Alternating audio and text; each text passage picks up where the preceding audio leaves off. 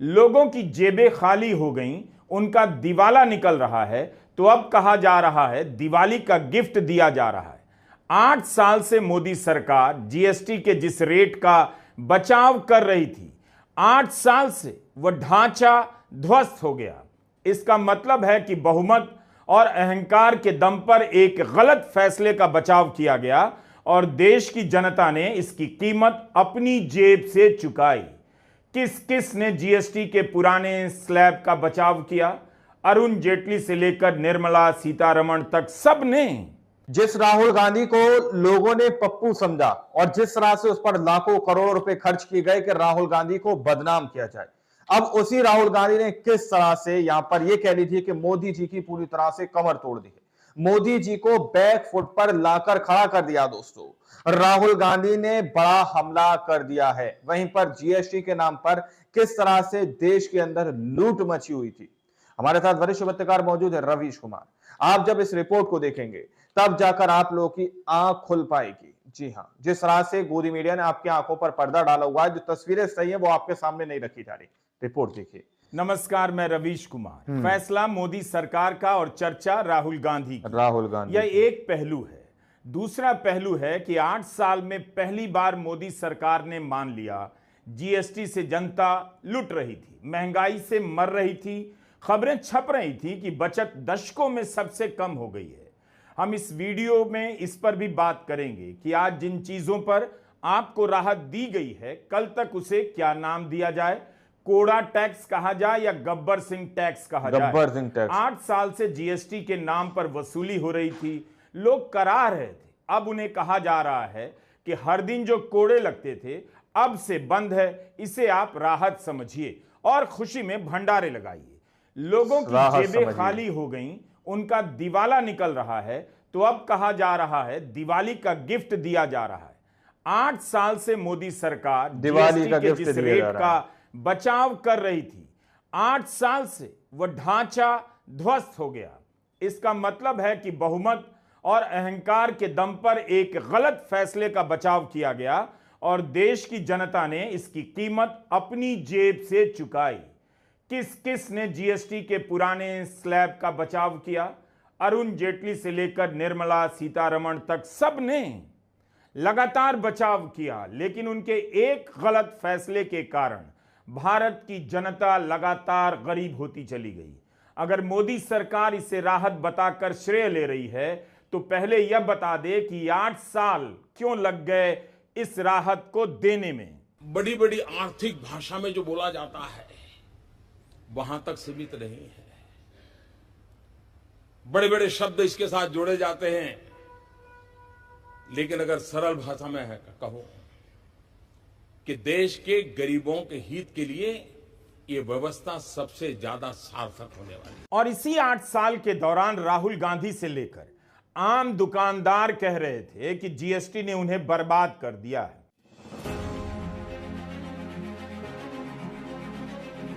ये अच्छा एक्सपीरियंस दिया आपने मुझे। ये चाहिए टमाटो केचप चाहिए। ये नहीं चाहिए, ये सर। चलो ये आ गया। और बस कुछ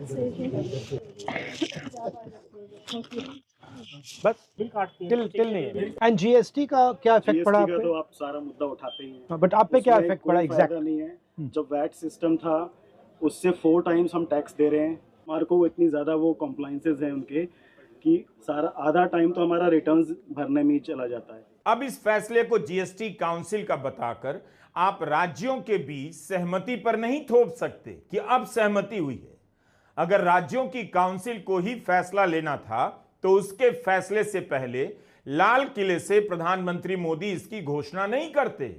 जब भी कहा गया कि जीएसटी ज्यादा है तो काउंसिल पर थोप दिया गया और काउंसिल इससे पहले फैसला ले प्रधानमंत्री मोदी लाल किले से देश को बता देते हैं। इसका मतलब यही हुआ कि फैसला उनके हाथ में था। जीएसटी की काउंसिल में भी बहुमत बीजेपी का है, तो बीजेपी को दिखाना चाहिए कि उसके किस मुख्यमंत्री ने, किस केंद्रीय मंत्री ने, किस सांसद ने मांग की कि जीएसटी से जनता बर्बाद हो रही है, बचत उसकी खत्म हो गई है, जो बचा हुआ है वह भी उड़ता जा रहा है।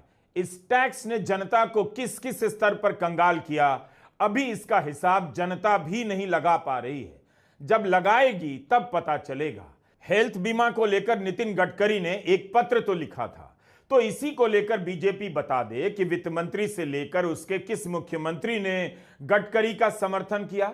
बीजेपी के राष्ट्रीय अध्यक्ष जेपी नड्डा भी बता सकते हैं कि पार्टी अध्यक्ष के नाते उन्होंने कब वित्त मंत्री से मुलाकात की कि राहुल गांधी सही कह रहे हैं, जीएसटी के कारण जनता बहुत परेशान है, इसमें अब सुधार होना चाहिए।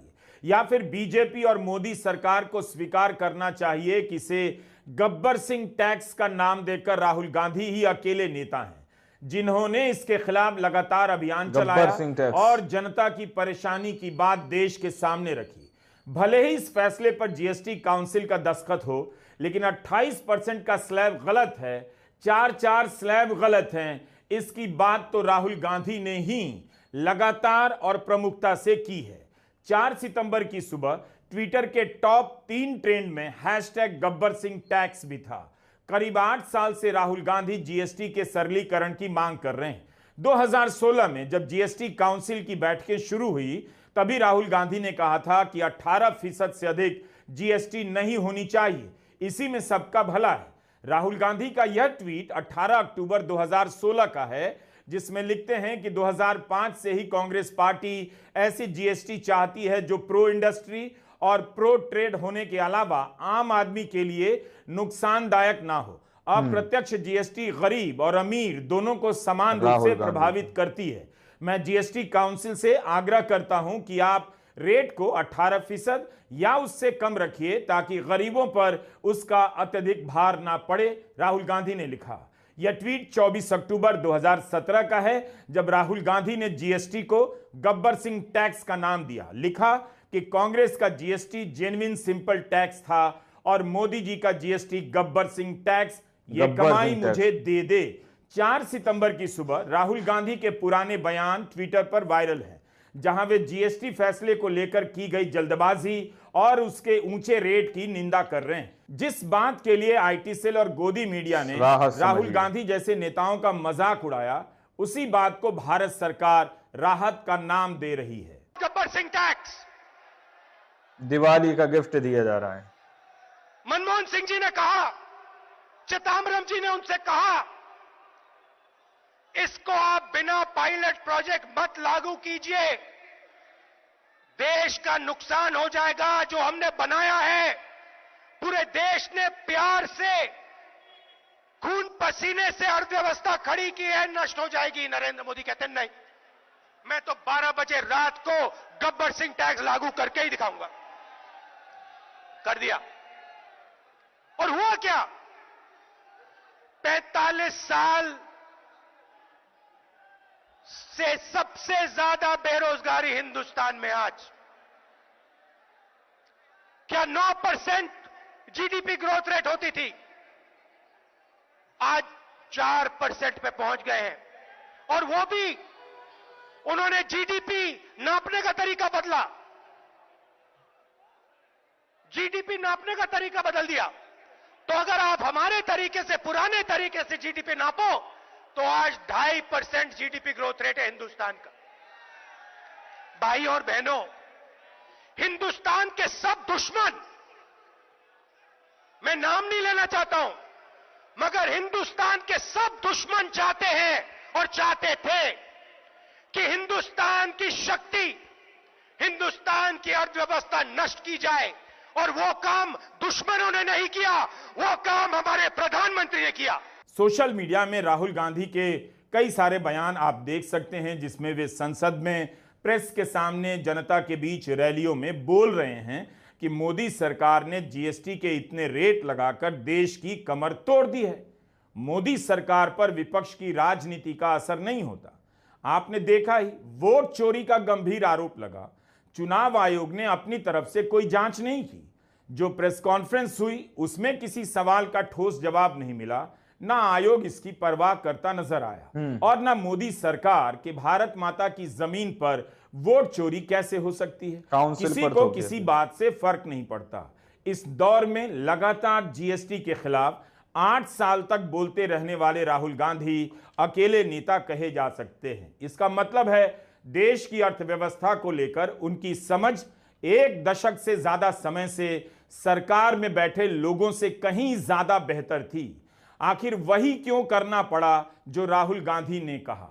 नोटबंदी और गलत जीएसटी ये कानून नहीं है,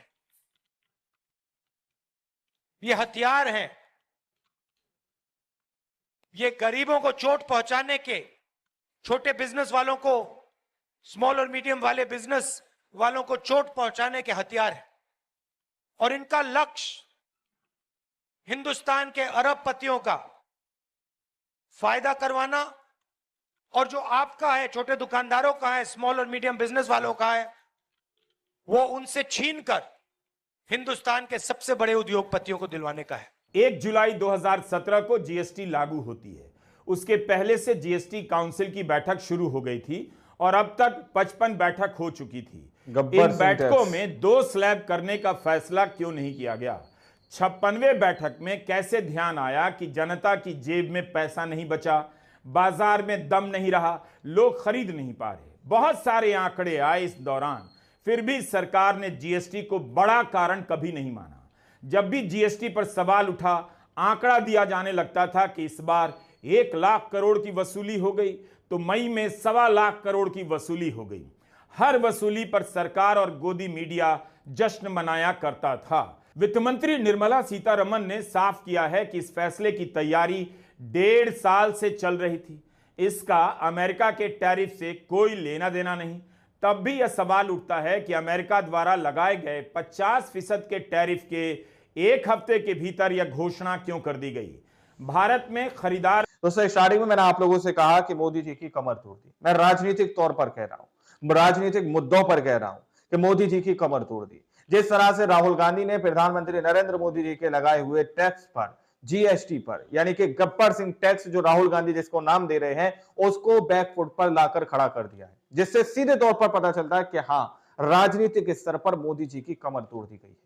राजनीतिक स्तर पर मोदी जी को घुटनों पर लाकर खड़ा कर दिया गया है। राजनीतिक स्तर पर मोदी जी को बैकफुट पर लाकर खड़ा कर दिया है और मोदी जी को विपक्ष के सामने झुकना पड़ा और जीएसटी में सुधार करना पड़ा। दोस्तों, ये पावर है इस वक्त विपक्ष की, जो विपक्ष एक साथ खड़े होकर सत्ता से लड़ता हुआ नजर आ रहा है।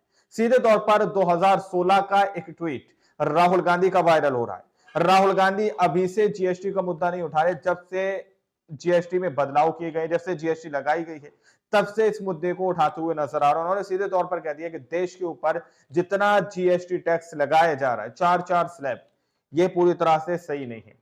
मिनिमम या मैक्सिमम कह लीजिए 18% से ज्यादा जीएसटी देश के अंदर नहीं लगना चाहिए, सबके लिए फायदेमंद है। ये बात खुद राहुल गांधी ने कही है। दोस्तों, कोई और नेता इस बात को नहीं उठा रहा। तो गब्बर सिंह टैक्स पर किस तरह से लगाम लगाई, वो तस्वीर आपने देख ली। आप लोग इस रिपोर्ट के बारे में क्या सोचते हैं, अपनी राय कमेंट सेक्शन में जरूर दीजिएगा। मिलता है अगली वीडियो में, जब तक के लिए जय हिंद, जय भारत।